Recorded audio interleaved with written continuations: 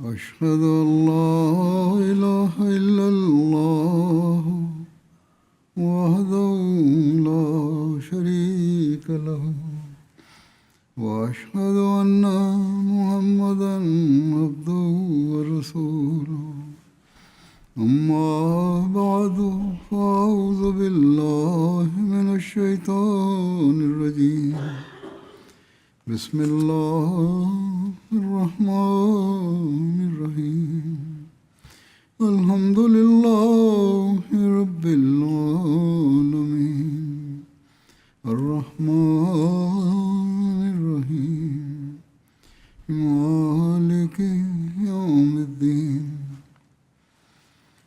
إياك نعبد وإياك نستعين اهدنا الصراط المستقيم صراط الذين أنعمت عليهم غير المغضوب عليهم ولا الضالين.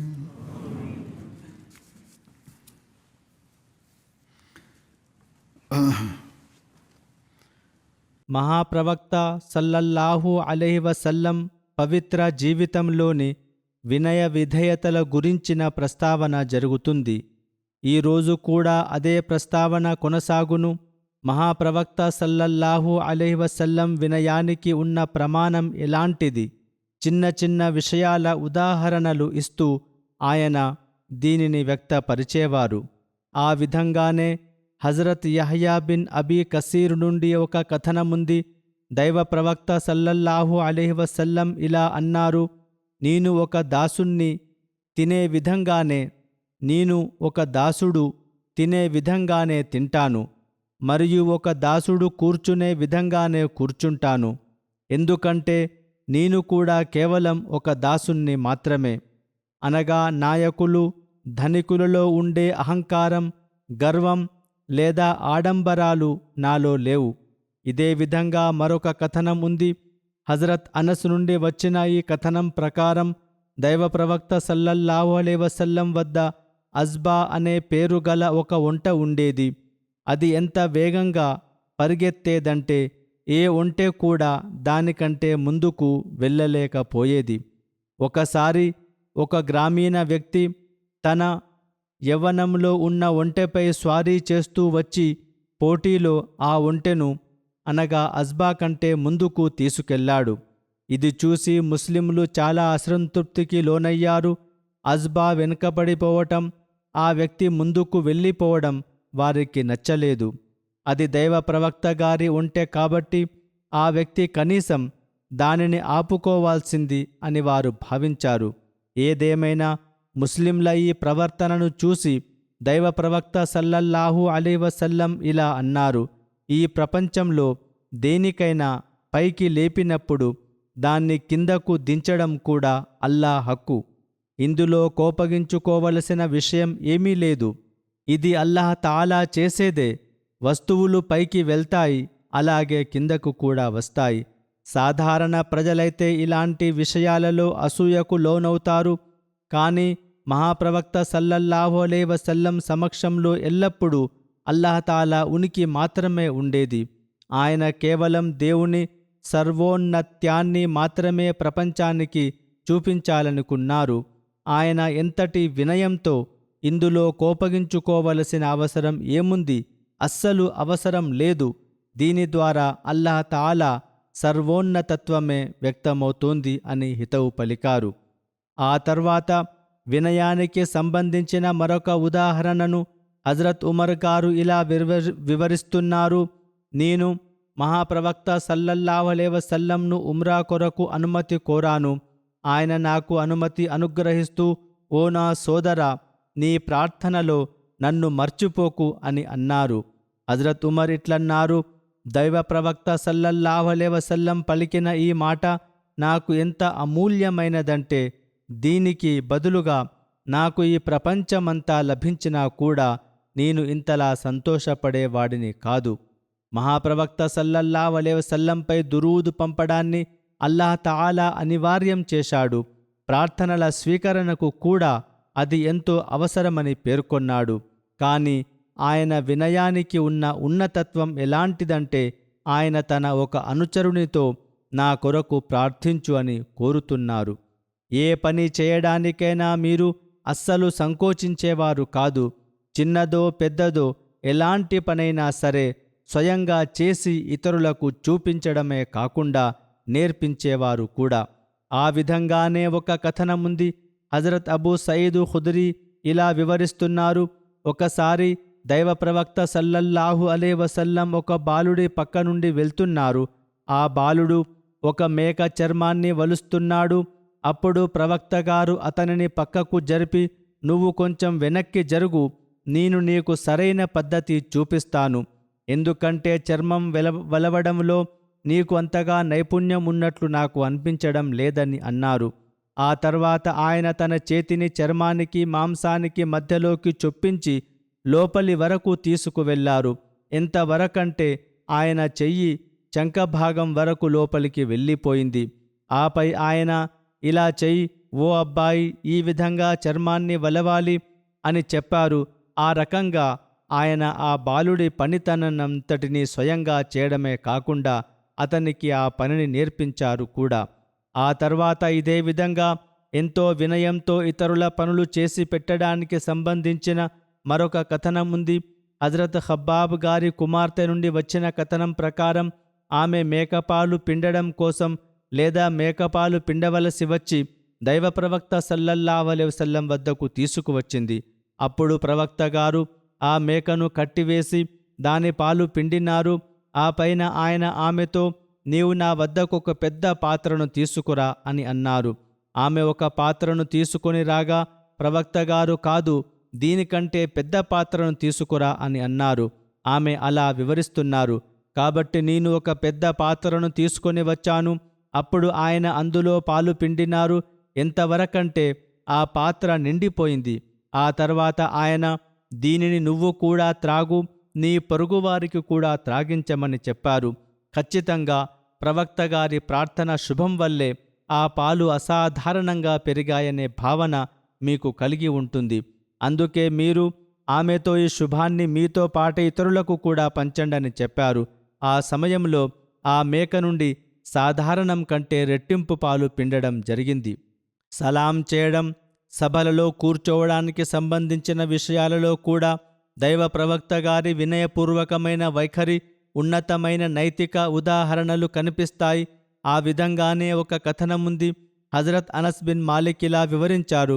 ఏదైనా ఒక వ్యక్తి ప్రవక్త సల్లల్లాహు అలైహి వసల్లం గారి ముందుకు తెచ్చినప్పుడు లేదా వచ్చినప్పుడు ఆయన అతనితో కరచాలనం చేసేవారు. ఆ వ్యక్తి స్వయంగా తన చేతిని వెనక్కి తీసుకునేంత వరకు ప్రవక్త గారు తన చేతిని అతని చేతి నుండి వెనక్కి లాక్కునేవారు కాదు.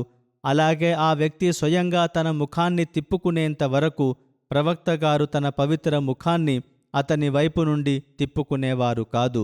ఇంకా ప్రవక్త గారు తనతో పాటు కూర్చున్న వారి వైపు తన మోకాళ్లను చాపి కూర్చోవడం ఎన్నడూ చూడబడలేదు. ఒక కథనం ఇట్లుంది. హజరత్ అబూ ముస్నా అమ్లూకి నుండి వచ్చిన కథనం ప్రకారం ఆయన ఇలా అన్నారు. దైవ ప్రవక్త సల్లల్లాహు అలైహి వసల్లం, ఆయన కంటే ముందు వచ్చిన ప్రవక్తలు అలైహిముస్సలాం అందరూ ఒక చేతికర్ర సహాయంతో నడిచేవారు, దానిపై ఆనుకునేవారు. ఈ చేతికర్రను వారు ఏదైనా గంభీరత్వాన్ని ప్రదర్శించడానికి లేదా తమ గొప్పతనాన్ని చాటుకోవడానికి ఉపయోగించేవారు కాదు. బదులుగా ఇది అల్లాహ్ తాలా సన్నిధిలో వినయ విధేయతలను వ్యక్తపరచడానికి ఒక చిహ్నంగా ఉండేది. అందులోనూ మహాప్రవక్త సల్లల్లాహు అలైహి వసల్లం వినయం అందరికంటే ఎంతో గొప్పగా ఉండేది. ఆ తర్వాత వినయానికి సంబంధించిన హితబోధను కూడా ఆయనెంతో జ్ఞానపూర్వకమైన శైలిలో చేసేవారు. ఆ విధంగానే ఒక కథనం ఉంది. ఇబ్నే హజం ఇలా వివరిస్తున్నారు. ఒకసారి దైవ ప్రవక్త సల్లల్లాహు అలైహి వసల్లం సమక్షంలో ఒంటెల యజమానులకు, మేకల యజమానులకు మధ్య తమ గొప్పతనాన్ని చాటుకునే పోటీ జరిగింది. ఎవరికి వారు తామే గొప్ప అని చెప్పుకుంటున్నారు. ఎక్కువ ఒంటెలు ఉన్నవారు, మేము మీకంటే చాలా గొప్పవాళ్ళం, మా సంపద పరిధి చాలా పెద్దదని అంటుంటే, మేకల యజమానులేమో మా సంఖ్య ఎక్కువ అని వాదించుకుంటున్నారు. వారు ఆ విధంగా పోటీ పడుతూ చర్చించుకుంటున్న చోటుకు దైవ ప్రవక్త సల్లల్లాహు అలైహి వసల్లం వెళ్ళినప్పుడు ఇట్లన్నారు: హజరత్ మూసా అలైహిస్సలాం ప్రవక్తగా పంపబడ్డారు, ఆయన కూడా మేకలను మేపేవారు. హజరత్ దావూద్ అలైహిస్సలాం ప్రవక్తగా పంపబడ్డారు, ఆయన కూడా మేకలను మేపేవారు. నేను కూడా ప్రవక్తగా పంపబడ్డాను, నేను కూడా అజ్యాత్ అనే స్థలంలో నా కుటుంబానికి చెందిన మేకలను మేపేవాడిని. ఈ విధంగా ఆయన గర్వపడేవారికి హితబోధ చేయడమే కాకుండా ఎవరినైతే తక్కువగా చూపిస్తూ గర్వం ప్రదర్శించబడిందో ఆ మేకల యజమానుల మనసును కాకుండా వారిని కూడా ఓదార్చారు. ఆయన ప్రస్తావించిన ఈ అజ్యాత్ అనేది మక్కాలోని సఫా కొండకు సమీపంలో ఉన్న ఒక ప్రాంతం. ఆ స్థలాన్ని జియాత్ అని కూడా పిలుస్తారు. ఆయనలో ఎలాంటి గర్వం ఉండేది కాదు, ఆయనలో ఎలాంటి గర్వం ఉండేది కాదు. పేదవారిని కూడా ఆయన ఎంతో వినయంతో కలుసుకునేవారు, వారి మనసును ఓదార్చేవారు. ఈ విధంగానే హజరత్ అనస్ బిన్ మాలిక్ గారి నుండి ఒక కథనముంది. గ్రామాలలో నివసించే వారిలో జాహిర్ అనే పేరు గల ఒక వ్యక్తి ఉండేవాడు. అతను దైవ ప్రవక్త సల్లల్లాహు అలైహి వసల్లం కోసం గ్రామీణ ప్రాంతాల కానుకలను, అక్కడి రకరకాల వస్తువులను తీసుకువస్తుండేవాడు. అలాగే అతను తిరిగి వెళ్ళేటప్పుడు దైవ ప్రవక్త సల్లల్లాహు అలైహి వసల్లం కూడా అతనికి ఎంతో ధనధాన్యాలను, వస్తువులను ఇచ్చి పంపేవారు. దైవ ప్రవక్త సల్లల్లాహు అలైహి వసల్లం తరచూ ఇలా అనేవారు: జాహిర్ మన గ్రామీణ మిత్రుడు, మనం అతని నగర మిత్రులం. ఒకరోజు జాహిర్ బజారులో తన సామాగ్రిని అమ్ముకుంటుండగా మహాప్రవక్త సల్లల్లాహు అలైహి వసల్లం అతని వద్దకు వచ్చేశారు. వెనుక నుండి అతన్ని తన గుండెలకు హత్తుకున్నారు. హజరత్ జాహిర్ ప్రవక్త గారిని చూడలేకపోయారు. అందువల్ల ఆయన ఎవరది, నన్ను వదిలేయండి అని అడిగారు. కానీ ఎప్పుడైతే ఆయన వెనక్కి తిరిగి చూసి దైవ ప్రవక్త సల్లల్లాహు అలైహి వసల్లంను గుర్తుపట్టారో అప్పుడు తన వీపును ప్రవక్త గారి పవిత్ర వక్షస్థలానికి మరింతగా ఆనించడం ప్రారంభించారు. అప్పుడు దైవ ప్రవక్త సల్లల్లాహు అలైహి వసల్లం సరదాగా, ఈ దాసుణ్ణి ఎవరు కొంటారు అని అనడం ప్రారంభించారు. దానికి హజరత్ జాహిర్, ఓ దైవ ప్రవక్త, అలాగైతే నన్ను కొనేవారికి నష్టమే మిగులుతుంది, నన్ను ఎవరు కొంటారు అని విన్నవించుకున్నారు.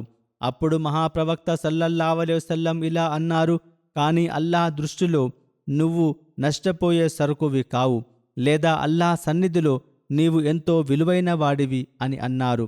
ఇదే సంఘటనను ఒక ఖుతుబాలో ప్రస్తావిస్తూ హజరత్ ముస్లిం మౌద్ రజల్లాహు అన్హు ఈ విధంగా వివరించారు: ప్రవక్త గారి అనుచరులలో ఒకరు ఉండేవారు. ఆయన పుట్టుకతోనే ఉన్న ఒక లోపం కారణంగా చాలా వికారంగా, అంతగా మంచి రూపం లేకుండా ఉండేవారు. అత్యంత పేదవారు కూడా. ఆయన శరీరం, బట్టలు మట్టితో నిండిపోయి ఉండేవి. అలాంటి స్థితిలోనే చెమటతో తుడిసి ముద్దయిపోయి ఆయన బజారులో ఎవరిదో ఏదో ఒక వస్తువును అమ్ముకుంటున్నారు. అయితే ఆ అనుచరునిలో ప్రవక్త గారి హృదయానికి ఎంతో విలువైన ఒక గొప్ప గుణం ఉండేది. అందువల్ల మీరు ఆయన్ను ఎంతో గౌరవించేవారు. ఆ సమయంలో సదరు అనుచరుడికి తనపై తనే అసహ్యం కలుగుతుంది. నేను చెమటతో ముద్దయిపోయాను, నాపై మట్టి పడి ఉంది అని భావిస్తూ బహుశా ఆయన స్వయంగా కాస్త ఇబ్బంది పడుతూ ఉండి ఉంటారు. ఆ స్థితిలోనే ప్రవక్త గారు వెనుక నుండి విచ్చేసి పిల్లలతో ఆడుకున్నట్లుగా తన చేతులతో ఆయన కళ్ళను మూశారు. ఆ అనుచరుడు చేతులతో స్పర్శించి చూసి అవి ప్రవక్త గారి చేతులేనని తెలుసుకున్నారు. ఎందుకంటే ప్రవక్త గారి శరీరంపై రోమాలు ఉండేవి కావు, లేదా చాలా తక్కువ ఉండేవి. ఆయన శరీరం కూడా ఎంతో మృదువుగా ఉండేది. దీనితో ఆ అనుచరుడు కూడా ఎంతో ప్రేమతో తన శరీరాన్ని ప్రవక్త గారి శరీరానికి ఆనించడం, రుద్దడం ప్రారంభించారు. దానివల్ల ప్రవక్త గారి శరీరం, బట్టలు కూడా మురికిగా మారసాగాయి. అయినా ప్రవక్త గారు అస్సలు ఏమాత్రం బురదగా భావించలేదు. ప్రవక్త గారు ఆయనపై చేయి వేసి, ఇతను నా దాసుడు, ఇతన్ని కొనేవారు ఎవరైనా ఉన్నారా అని అడిగారు. దీనికి ఆ అనుచరుడు మనసు కలిచివేసింది. ఆయన భావోద్వేగానికి లోనయ్యారు. ఆయన ప్రవక్త గారితో, ఓ నా యజమాని, ఇది ఎలాంటి లాభం లేని, విలువలేని వస్తువు, దీనిని ఎవరు కొంటారు అని అన్నారు. అప్పుడు ప్రవక్త గారు ఎన్నటికీ కాదు, అల్లాహ్ తాలా దృష్టిలో దీనికెంతో విలువ ఉందని అన్నారు.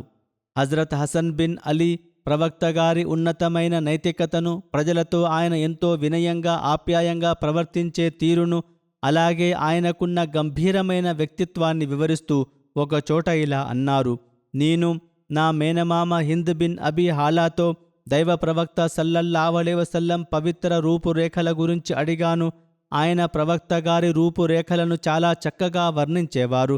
ఆయన నా సమక్షంలో ఆ విషయాలను కాస్త వివరించాలని నేను ఆశించాను. అప్పుడు ఆయన ఇలా చెప్పారు: దైవ ప్రవక్త సల్లల్లాహు అలైహి వసల్లం ఎంతో గంభీరమైన తేజోవంతమైన రూపం కలిగినవారు. ఆయన పవిత్ర ముఖ అందం పౌర్ణమి లాంటి చంద్రునిలా ప్రకాశించేది. ఆ తర్వాత ఆయన ఈ పూర్తి హదీసును వివరించారు. దైవ ప్రవక్త గారి సమగ్ర రూపాన్ని కళ్ళకు కట్టినట్లు చెప్పారు. హజరత్ హసన్ గారు ఇంకా ఇలా చెప్పారు: నేను ఈ కథనాన్ని చాలా కాలం పాటు హజరత్ హునైన్ నుండి దాచి ఉంచాను. ఆ తర్వాత మేనమామ నాకు ఇచ్చిన సమాచారానంతటినీ నేను హునైన్కు వివరించినప్పుడు ఈ విషయములు ఆయన నాకంటే ముందే ఉన్నారని నాకు తెలిసింది. నేను అడిగిన విషయాలన్నిటినీ ఆయన నాకంటే ముందే మేనమామను అడిగి తెలుసుకున్నారు. అంతేకాదు, ఆయన హజరత్ హునైన్ తన తండ్రి హజరత్ అలీ ద్వారా కూడా దైవ ప్రవక్త సల్లల్లాహు అలైహి వసల్లం ఇంటి లోపలికి వచ్చి వెళ్ళే సమయాల గురించి, ఆయన రూపం గురించి అడిగి తెలుసుకున్నారని, ఏ ఒక్క విషయాన్ని వదలకుండా పూర్తిగా అడిగారని నాకు తెలిసింది. హజరత్ ఇమాం హుసేన్ ఇలా వ్యాఖ్యానించారు: నేను నా తండ్రితో అనగా హజరత్ అలీ గారితో దైవ ప్రవక్త సల్లల్లాహు అలైహి వసల్లం ఇంటి లోపల ప్రవేశించినప్పటి దినచర్య గురించి అడిగాను. ముందువన్నీ బయటి విషయాలు కాగా ఇంటి విషయాలను హజరత్ అలీని అడిగాను. దానికి హజరత్ అలీ ఇలా సమాధానమిచ్చారు: దైవ ప్రవక్త సల్లల్లాహు అలైహి వసల్లం తన ఇంటికి విచ్చేసినప్పుడు ఇంట్లో గడిపే సమయాన్ని 3 భాగాలుగా విభజించుకునేవారు. ఇంట్లో గడిపే సమయంలో ఒక భాగాన్ని వైభవోపేతుడైన అల్లాహ్ ప్రార్థన కొరకు కేటాయించారు. మరొక భాగాన్ని తన కుటుంబం కొరకు, మరొక భాగాన్ని తన సొంతం కొరకు ఉంచుకునేవారు. ఆ తర్వాత తన కొరకు ఉంచుకున్న భాగాన్ని కూడా తనకు ప్రజలకు మధ్య పంచుకునేవారు. అందులో ప్రత్యేక అనుచరుల ద్వారా సామాన్య ప్రజల వరకు ధర్మ విషయాలను చేరవేసేవారు. వారి నుండి ఏ విషయాన్ని దాచేవారు కాదు. మీ పవిత్ర జీవితంలో ముస్లిం సమాజం కొరకు సమయాన్ని పంపిణీ చేసే పద్ధతి ఎలా ఉండేదంటే, కలుసుకోవడానికి అనుమతి ఇచ్చేటప్పుడు ముస్లిం సమాజంలోని విద్యావంతులకు, సద్గుణ సంపన్నులకు ప్రాధాన్యతనిచ్చేవారు. ధర్మంలో వారికున్న యోగ్యతను బట్టి ఈ విభజన ఉండేది. వారిలో కొందరికి ఒక అవసరం, కొందరికి 2 అవసరాలు, మరికొందరికి అనేక అవసరాలు ఉండేవి. ఆయన వారి అవసరాలను తీర్చడంలో వారితో పాటు నిమగ్నమై ఉండేవారు.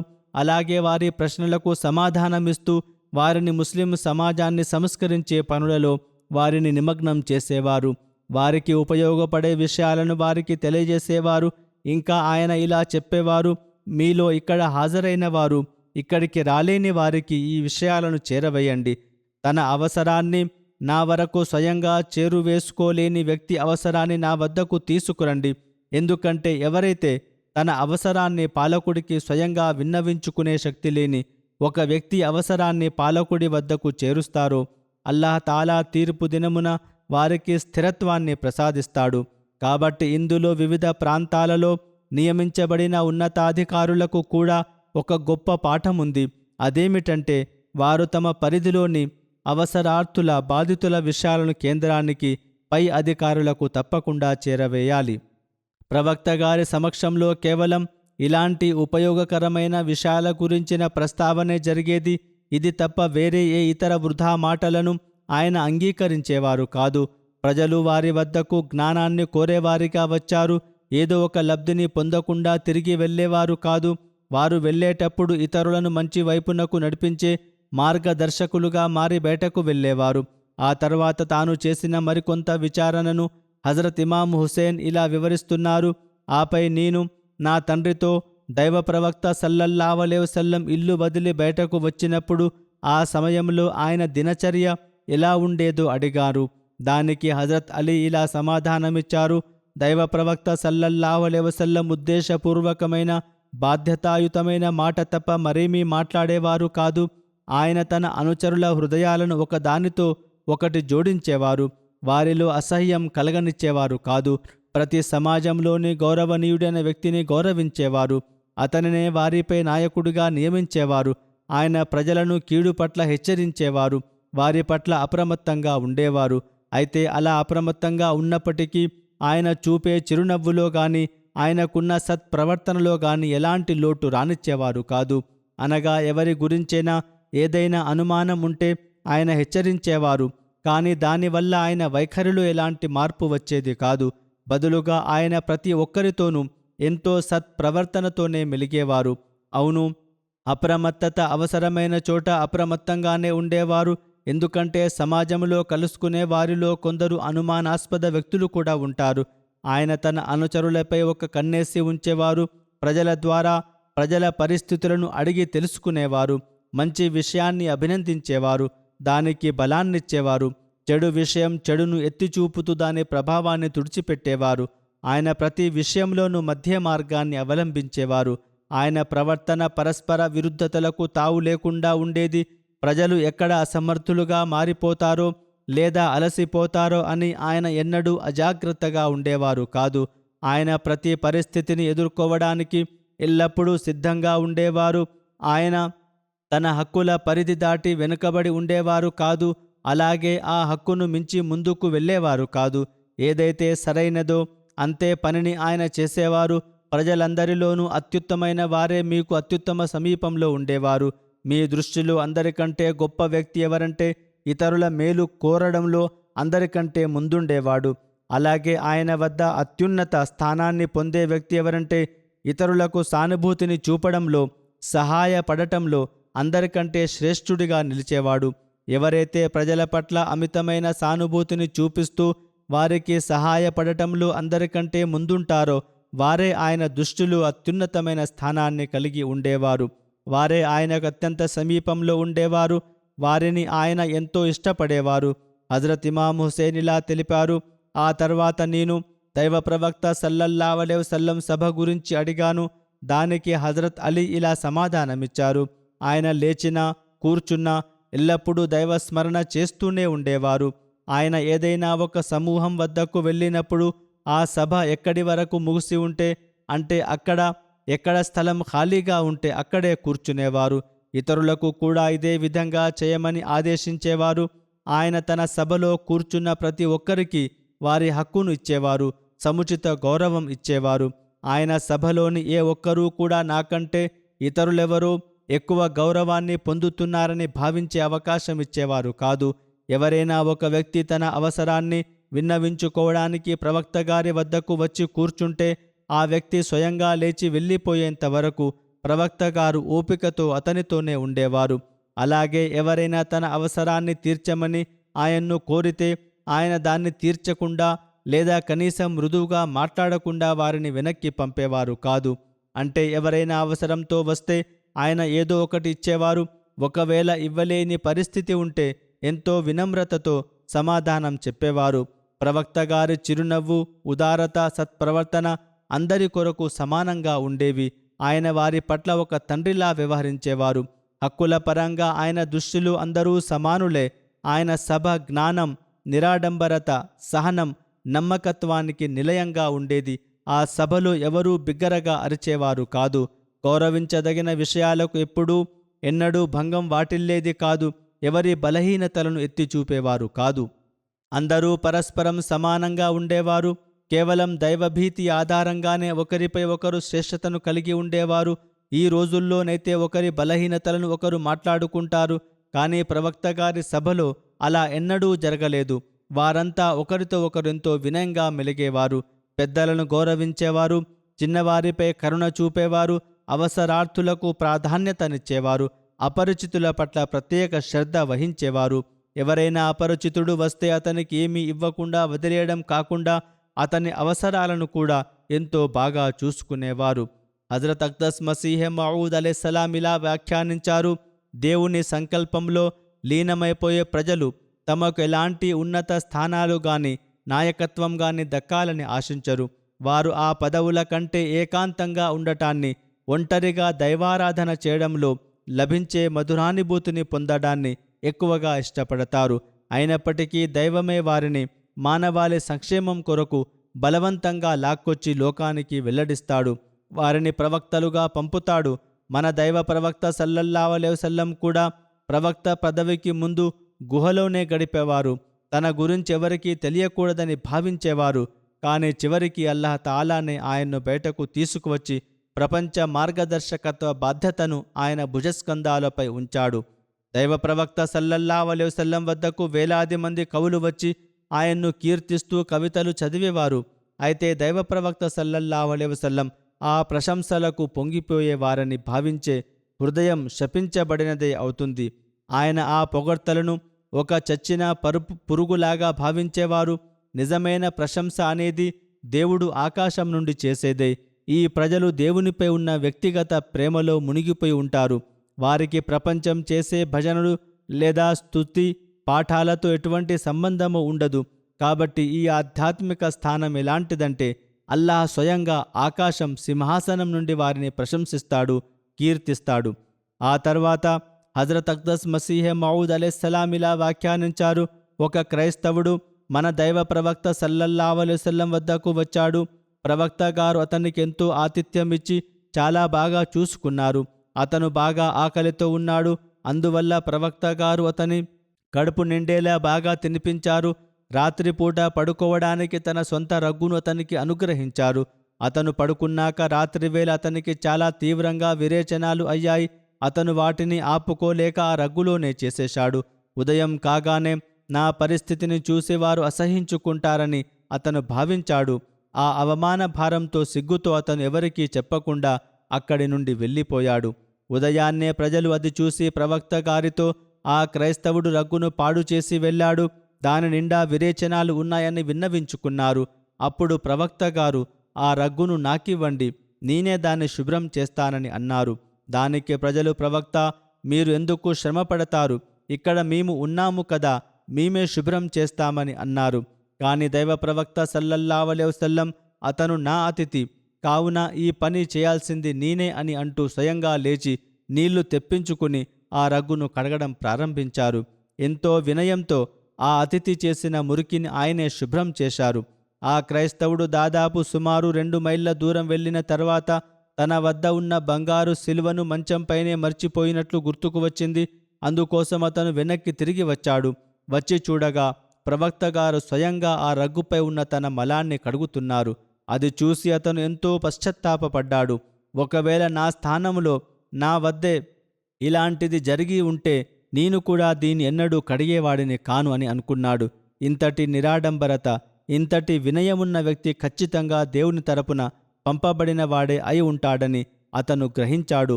ఆ తర్వాత ప్రవక్త గారి ఆ పవిత్రమైన పనిని చూసి అతను ముస్లింగా మారిపోయాడు, అనగా ఇస్లాం స్వీకరించాడు.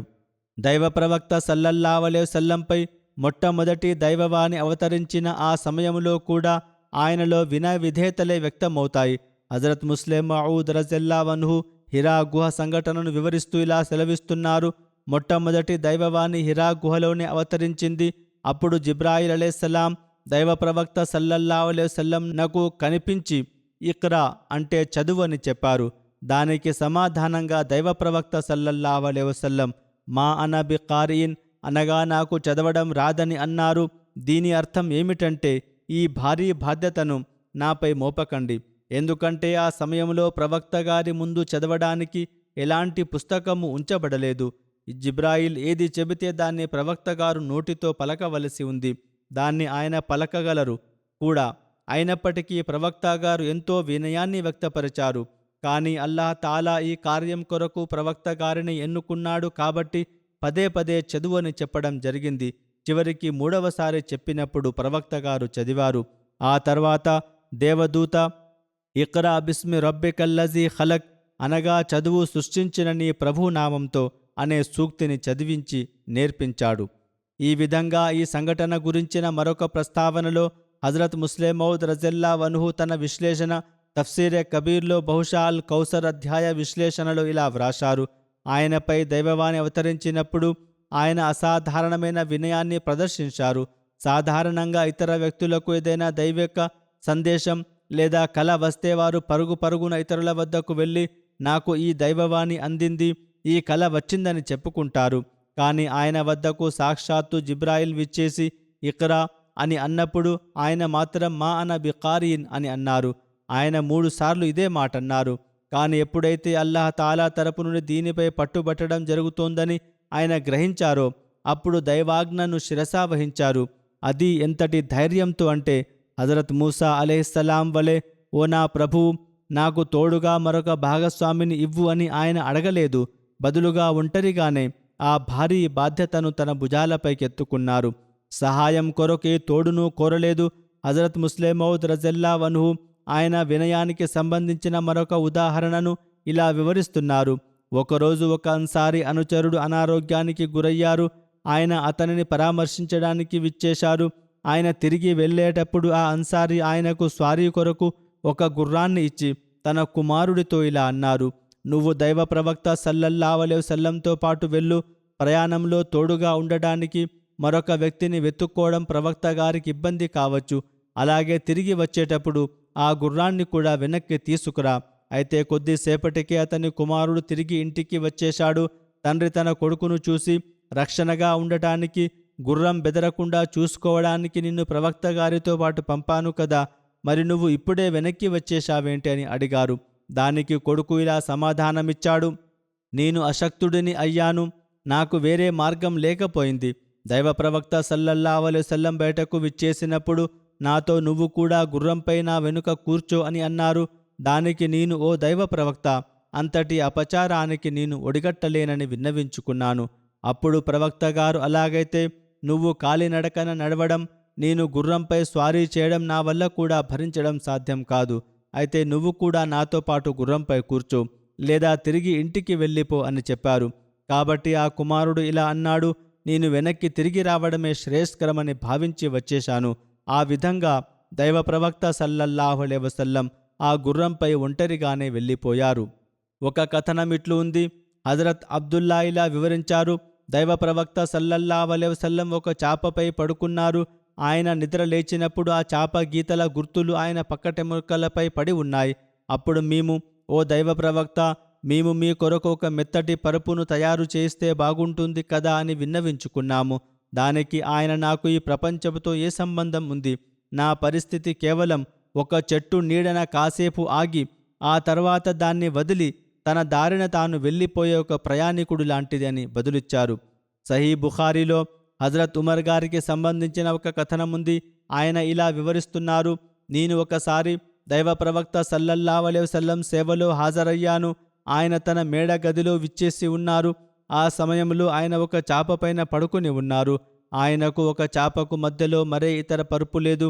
ఆయన తల కింద ఖర్జూరపు నారతో నింపబడిన ఒక తోలు తలగడ మెత్త ఉంది. ఆయన పాదాల వద్ద తుమ్మ చెట్టు ఆకుల కుప్ప ఉంది. అలాగే ఆయన తల వైపు పచ్చతోలు ముక్కలు వేలాడుతున్నాయి. నేను ఆయన పక్కటెముకలపై ఆ చాప గీతల గుర్తులను కూడా చూశాను. ఆ చాప లేదా తట్ట ఎలాంటిదైనా సరే దాని గుర్తులను చూసి నేను ఏడవడం ప్రారంభించాను. అప్పుడు ప్రవక్త గారు, నిన్ను ఏడిపిస్తున్న విషయం ఏమిటి అని అడిగారు. దానికి నేను, ఓ దైవ ప్రవక్త, పర్షియా రాజు, రోమన్ చక్రవర్తి లాంటి వారు ఎంతో విలాసవంతమైన భోగభాగ్యాలలో మునిగి తేలుతున్నారు. కాని మీరేమో అల్లాహ్ ప్రవక్త అయి ఉండి కూడా ఇలాంటి స్థితిలో ఉన్నారని అన్నాను. అప్పుడు ప్రవక్త గారు, వారి కొరకు ఈ ఇహలోకం, మన కొరకు ఆ పరలోకం ఉండటం నీకు సంతోషాన్ని కలిగించడం లేదా అని బదులిచ్చారు. హజరత్ మసీహ్ మౌద్ అలైహిస్సలాం ఇదే సంఘటనను వివరిస్తూ ఈ విధంగా వ్యాఖ్యానించారు: దైవ ప్రవక్త సల్లల్లాహు అలైహి వసల్లం ఇహలోక సుఖ భోగాల స్థితి ఎలా ఉండేదంటే, ఒకసారి హజరత్ ఉమర్ ఆయన్ను కలుసుకోవడానికి వెళ్ళారు. ఒక బాలుణ్ణి పంపి లోపలికి రావడానికి అనుమతి కోరారు. దైవ ప్రవక్త సల్లల్లాహు అలైహి వసల్లం ఒక ఖర్జూరపు ఆకుల చాపపై పడుకొని ఉన్నారు. హజరత్ ఉమర్ లోపలికి రాగానే ఆయన లేచి కూర్చున్నారు. హజరత్ ఉమర్ చూస్తే ఆ ఇల్లంతా ఖాళీగా ఉంది. అందులో ఎటువంటి అలంకరణ సామాగ్రి లేదు. ఒక మేకుకు ఖడ్గం వేలాడుతుంది, అంతే. అలాగే ఆయన పడుకున్న ఆ చాప గుర్తులు ఆయన పవిత్రమైన వీపుపై అలాగే పడి ఉన్నాయి. హజరత్ ఉమర్ అది చూసి ఏడ్చేశారు. అప్పుడు ప్రవక్త గారు, ఓ ఉమర్, నిన్ను ఏడిపించిన విషయం ఏమిటి అని అడిగారు. దానికి ఉమర్, కిస్రా మరియు కైసర్ లాంటి వారేమో విలాసవంతమైన భోగభాగ్యాల సాధనాలను కలిగి ఉన్నారు. కానీ మీరేమో దేవుని ప్రవక్త, ఇరు లోకాలకు రాజు అయి ఉండి కూడా ఈ స్థితిలో జీవిస్తున్నారని విన్నవించుకున్నారు. అప్పుడు దైవ ప్రవక్త సల్లల్లాహు అలైహి వసల్లం, ఓ ఉమర్, నాకు ఈ ప్రపంచంతో ఏం పని? నేను కేవలం ఒంటెపై స్వారీ చేస్తూ తన గమ్యస్థానానికి వెళ్ళే ఒక ప్రయాణికుడిలా నా జీవితాన్ని గడుపుతున్నాను. ఎండ తీవ్రత ఎక్కువగా ఉన్న ఎడారి మార్గంలో ప్రయాణిస్తూ ఏదైనా ఒక చెట్టును చూసి దాని నీడన కాసేపు అలసట తీర్చుకుని చెమట కాస్త ఆరగానే మళ్ళీ తన దారిన తాను సాగిపోయే ప్రయాణికుడి లాంటి వాడిని నేను అని బదులిచ్చారు. దుష్ప్రవర్తన కలిగిన ప్రజలతో కూడా ఆయన ఎల్లప్పుడూ మృదుత్వాన్ని, వినయాన్ని, ఉన్నతమైన నైతికతను ప్రదర్శించేవారు. హజరత్ అబూ హురైరా రజల్లాహు అన్హు నుండి ఒక కథనం ఇట్లు గలదు. ఒక వ్యక్తి దైవ ప్రవక్త సల్లల్లాహు అలైహి వసల్లం వద్దకు వచ్చి తన అప్పును తిరిగి చెల్లించమని కోరుతూ చాలా కఠినమైన స్వరాన్ని అవలంబించాడు. దానికి అనుచరులు అతనిపై కోపపడ్డారు. కాని దైవ ప్రవక్త సల్లల్లాహు అలైహి వసల్లం వారితో, అతన్ని వదిలేయండి, ఎందుకంటే హక్కు ఉన్నవాడికి తన మాటను గట్టిగా చెప్పుకునే హక్కు ఉంటుంది. ఎలాగైనా నేను అతని హక్కును తిరిగి ఇవ్వాల్సిందే కదా, కాబట్టి అతను మాట్లాడే హక్కును కలిగి ఉన్నాడు. అతని కోసం ఒక ఒంటెను కొని అతనికి ఇచ్చివేయండి అని సెలవిచ్చారు. దానికి అనుచరులు, ఓ ప్రవక్త, మాకు అతను ఇచ్చిన అప్పుకు సరి సమానమైన ఒంటె దొరకడం లేదు. అంతకంటే ఎక్కువ విలువైనవి, కేవలం అంతకంటే ఉత్తమమైన ఒంటెలు మాత్రమే లభిస్తున్నాయని అన్నారు. అప్పుడు ప్రవక్త గారు, అయితే ఆ ఉత్తమమైన ఒంటెనే కొని అతనికి ఇచ్చేయండి, ఎందుకంటే అప్పును చెల్లించడంలో అందరికంటే ఉత్తమంగా ప్రవర్తించేవాడే మీ అందరిలోనూ ఉత్తమ వ్యక్తి అని, అత్యుత్తమమైన వ్యక్తి అని అన్నారు. ఈ రోజుల్లో జరిగే కొన్ని గొడవలను మనం చూస్తుంటాము. అసలు ఇవ్వాల్సిన అసలు అప్పును కూడా ఇవ్వకుండా ఇందులో ఇంకా తగ్గించంటూ గొడవలు పడుతుంటారు. ఒకవేళ ప్రవక్త గారు నేర్పిన ఈ విషయాలు గనుక మనకు అర్థమైతే మన మధ్య ఉండే చాలా గొడవలు ముగిసిపోతాయి. ఇదే విధంగా ఆయన వినయ విధేయతలకు సంబంధించిన మరొక సంఘటన ఇలా లభిస్తుంది. మక్కా విజయం సమయంలో దైవ ప్రవక్త సల్లల్లాహు అలైహి వసల్లం మస్జిదుల్ హరాంలోకి ప్రవేశించినప్పుడు హజరత్ అబూబకర్ తన తండ్రిని వెంటబెట్టుకుని ప్రవక్త గారి సేవలో హాజరయ్యారు. మహాప్రవక్త సల్లల్లాహు అలైహి వసల్లం ఆయన్ను చూడగానే, ఓ అబూబకర్, వయోవృద్ధుడైన ఈ పెద్దాయన్ను ఇంట్లోనే ఉండనివ్వాల్సింది కదా, నేనే స్వయంగా ఆయన వద్దకు వచ్చేవాడినని అన్నారు. దానికి హజరత్ అబూబకర్, ఓ దైవ ప్రవక్త, మీరు ఆయన వద్దకు రావడం కంటే ఆయనే మీ సేవలో హాజరవ్వడానికి ఎక్కువ అర్హులని విన్నవించుకున్నారు. ఆ తర్వాత హజరత్ అబూబకర్ తన తండ్రిని దైవ ప్రవక్త గారి ముందు కూర్చోబెట్టారు. అప్పుడు ప్రవక్త గారు ఆయన వక్షస్థలంపై చేయి నిమిరి, ఇస్లాం స్వీకరించండి, మీరు శాంతి సౌఖ్యాలను పొందుతారని చెప్పారు. దానితో అబూ కహాఫా గారు ఇస్లాంను స్వీకరించారు.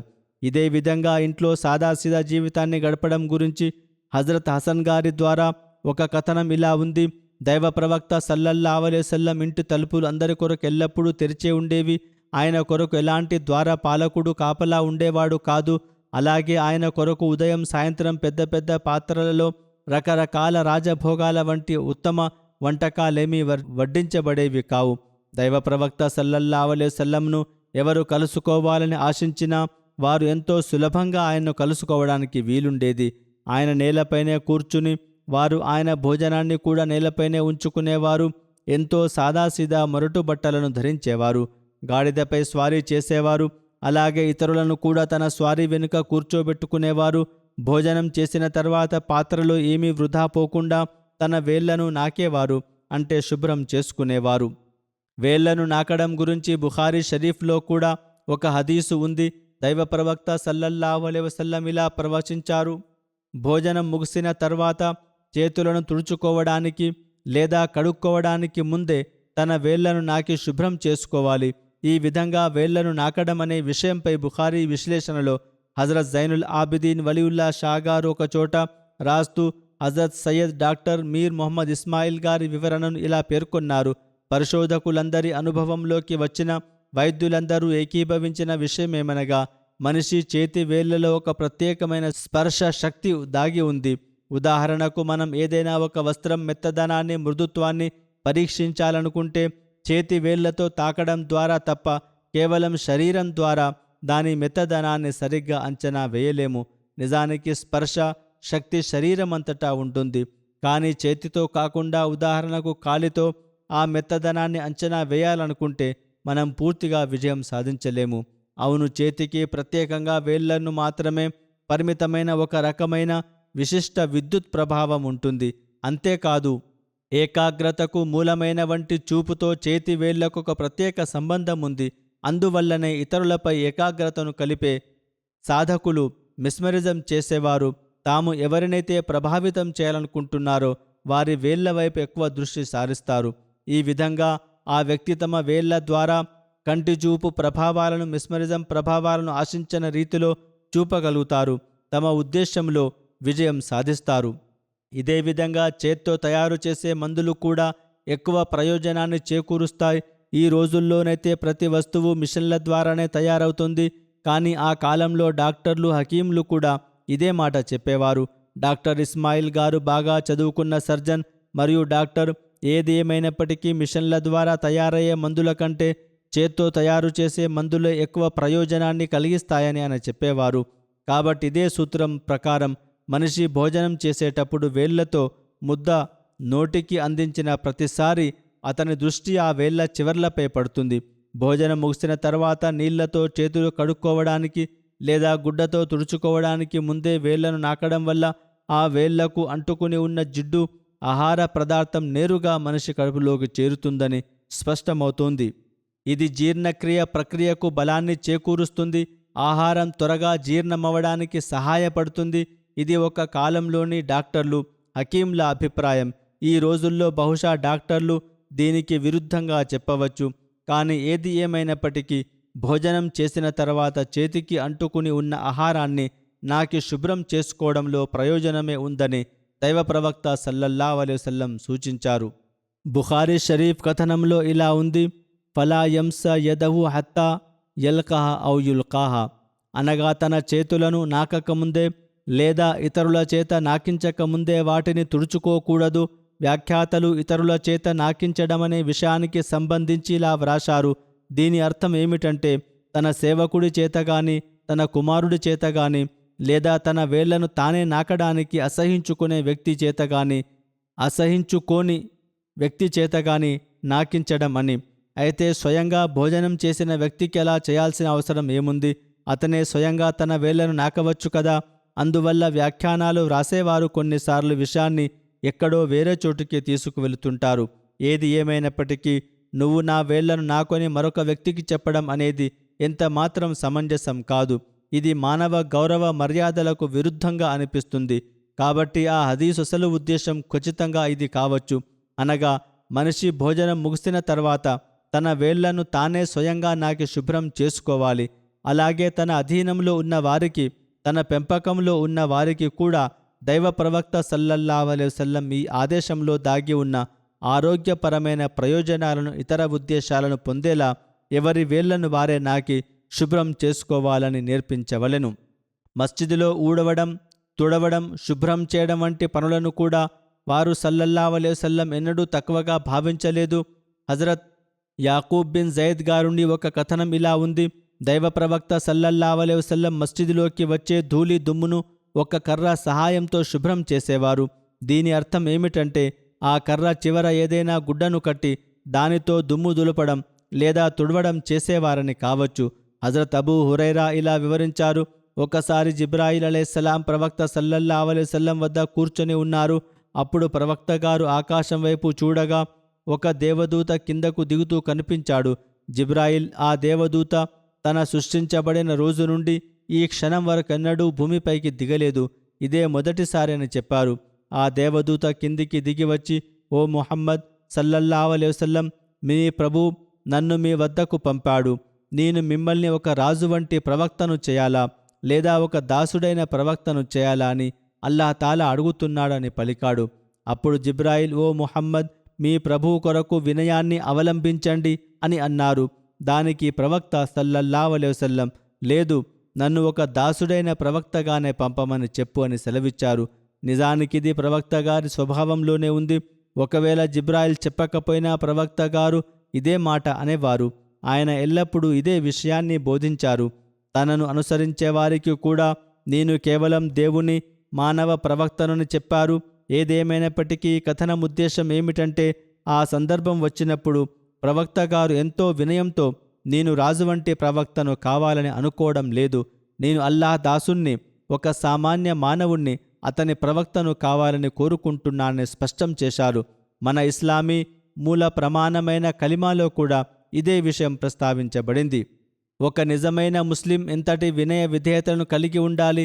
హజరత్ ఇయాజ్ బిన్ హిమార్ గారు వివరించిన ఒక కథనంలో ఇలా ఉంది: దైవ ప్రవక్త సల్లల్లాహు అలైహి వసల్లం ఇలా ఉపదేశించారు: ఖచ్చితంగా అల్లాహ్ తాలా నా వైపు ఇలా దైవవాణి పంపాడు, మీరు వినయాన్ని అవలంబించండి. ఎంతగానంటే ఒకరు మరొకరిపై అన్యాయం లేదా దౌర్జన్యం చేయకూడదు. అలాగే ఎవరూ కూడా ఇతరుల ముందు తమ గురించి తాము గొప్పలు చెప్పుకోకూడదు, గర్వపడకూడదు. ప్రవక్త గారి సత్యమైన దాసుడు హజరత్ మసీహే మౌద్ అలైహిస్సలాం మనకు బోధిస్తూ ఇలా ఉపదేశించారు: మనిషి వినయాన్ని అవలంబించుకోవలెను. వినయాన్ని నేర్చుకోవడం ఏమంత కష్టమైన పని కాదు. అసలు దాన్ని నేర్చుకోవడానికి ఏముంది? మనిషి స్వభావరీత్యానే ఎంతో బలహీనుడు. వినయ విధేయతలు ప్రదర్శించడం కోసమే అతను సృష్టించబడ్డారు. మా ఖలక్తుల్ జిన్నా వల్ ఇన్సా ఇల్లా లియఅబుదూన్ అనగా నేను జిన్నాతులను మరియు మానవులను కేవలం నా ప్రార్థన కొరకే సృష్టించానని దేవుడు అన్నాడు. కాబట్టి అహంకారం, గర్వం వంటివన్నీ కేవలం కృత్రిమమైనవి మాత్రమే.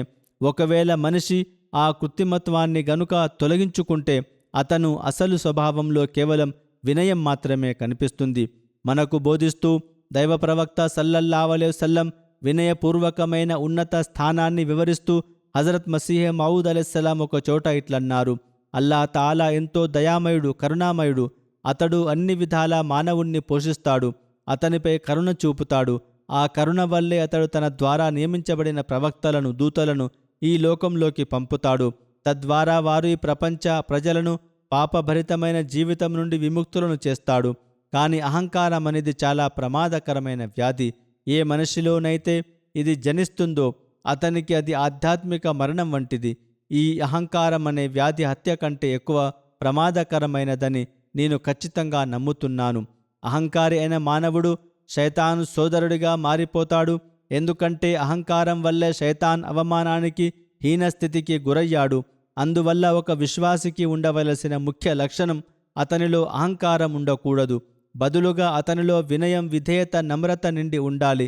ఇది దైవ ప్రవక్తల ప్రత్యేక గుణం. వారిలో అత్యున్నత స్థాయి నమ్రత, వినయం ఉంటాయి. వీటన్నిటికీ మించి దైవ ప్రవక్త సల్లల్లాహు అలైహి వసల్లం గారిలో ఈ గుణం అత్యధికంగా ఉండేది. ఆయన వద్ద పనిచేసే ఒక సేవకుణ్ణి నీ పట్ల ప్రవక్త గారి ప్రవర్తన ఎలా ఉంటుంది అని అడగగా అతడు నిజం చెప్పాలంటే నాకంటే ఎక్కువగా ఆయనే నా సేవ చేస్తారు అని సమాధానమిచ్చాడు. అల్లాహుమ్మ సల్లి అలా ముహమ్మదిన్ వ అలా ఆలి ముహమ్మదిన్ వ బారిక్ వసల్లిం. ఇది ఉన్నతమైన నైతికకు, నమ్రతకు నిదర్శనమైన ఆదర్శనం. ప్రతి ఇల్లు లేదా ఆవరణలో ఎల్లప్పుడూ చుట్టుపక్కల అందుబాటులో ఉండేది సేవకులే అనేది కూడా ఒక నిజం. అందువల్ల ఎవరిలోనైనా వినయం, నమ్రత, ఓర్పు, సహనాలు ఎంతవరకు ఉన్నాయో చూడాలి అంటే అది వారి సేవకుల ద్వారానే తెలుస్తుంది. కొంతమంది పురుషులు లేదా స్త్రీలు ఎలా ఉంటారంటే సేవకుడు చేసే పనిలో కాస్త తప్పు దొర్లినా, ఉదాహరణకు టీ సరిగ్గా చేయలేకపోయినా వెంటనే తిట్టడం ప్రారంభిస్తారు లేదా కొట్టడానికి కొరడా తీసుకుంటారు. కూరలో కాస్త ఉప్పు ఎక్కువైతే చాలు ఆ పాపం సేవకులపై పెద్ద విపత్తే వచ్చి పడుతుంది. మరోవైపు ఇతర పేద ప్రజల పరిస్థితిని చూస్తే వారు ఆకలితో అలమటిస్తూ ఎండిపోయిన రొట్టె తిని కాలం వెళ్లదీస్తుంటారు. కానీ కొందరు ధనవంతులు ఈ విషయం తెలిసినప్పటికీ వారిని అస్సలు పట్టించుకోరు. వారు యాచకుని రూపంలో వచ్చినప్పుడు అల్లాహ్ తాలా వారిని పరీక్షలో పడేస్తాడు.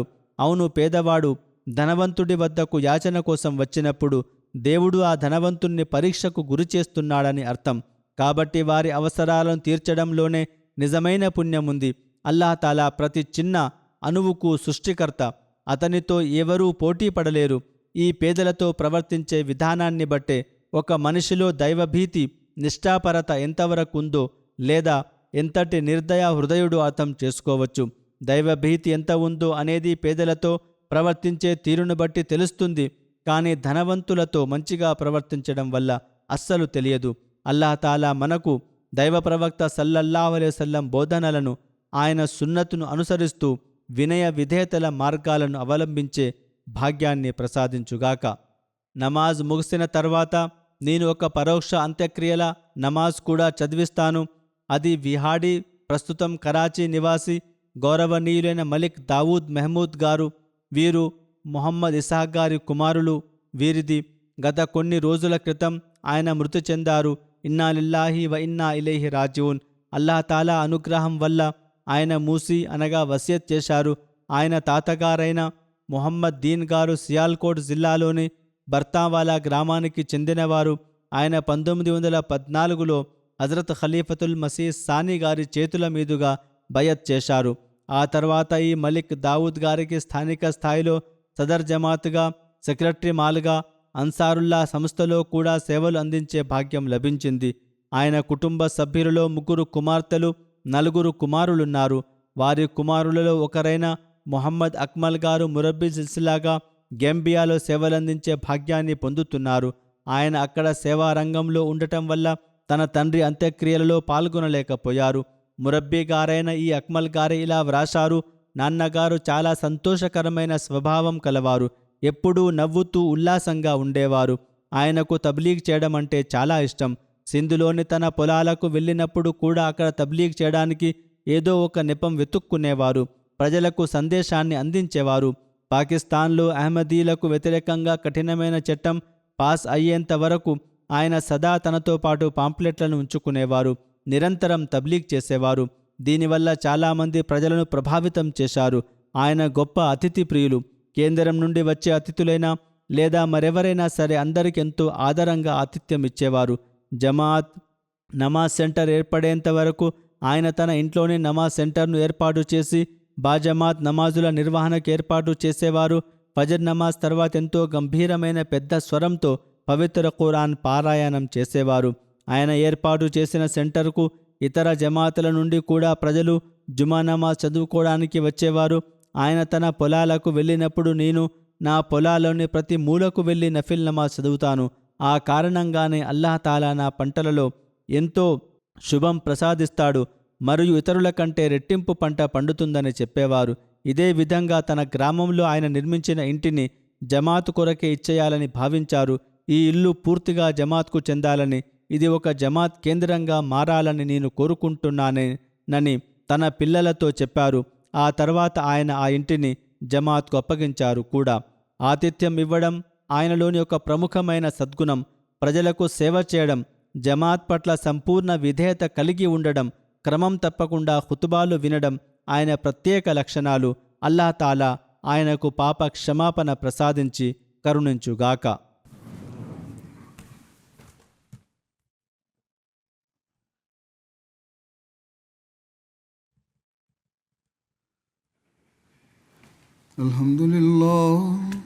అల్హమ్దులిల్లాహి నహ్మదుహు వ నస్తঈనుహు వ నస్తగ్ఫిరుహు వ ను'మిను బిహి వ నతవక్కలు అలైహి వ నఅూజు బిల్లాహి మిన్ షురూరి అన్ఫుసినా వ మిన్ సయ్యిఆతి అఅమాలినా మన్ యహ్దిహిల్లాహు ఫలా ముదిల్ల లహు ومن يضلله فلا هادي له ونشهد أن لا إله إلا الله ونشهد أن محمدا عبده ورسوله عباد الله رحمكم الله إن الله يأمر بالعدل والإحسان وإيتاء ذي القربى وينهى عن الفحشاء والمنكر والبغي يعظكم لعلكم تذكرون اذكروا الله يذكركم وادعوه يستجب لكم ولذكر الله أكبر.